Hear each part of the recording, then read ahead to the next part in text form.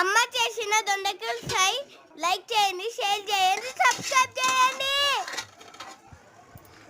అమ్మ చేసిన దొండకాయ ఫ్రై లైక్ చేయండి, షేర్ చేయండి, సబ్స్క్రైబ్ చేయండి. అలాగే అందరూ మసాలా వేసుకోండి.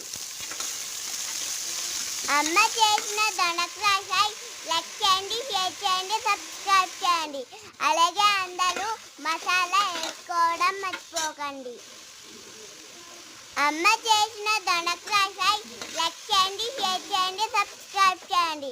అలాగే అందరూ మసాలా వేసుకోవడం మర్చిపోకండి.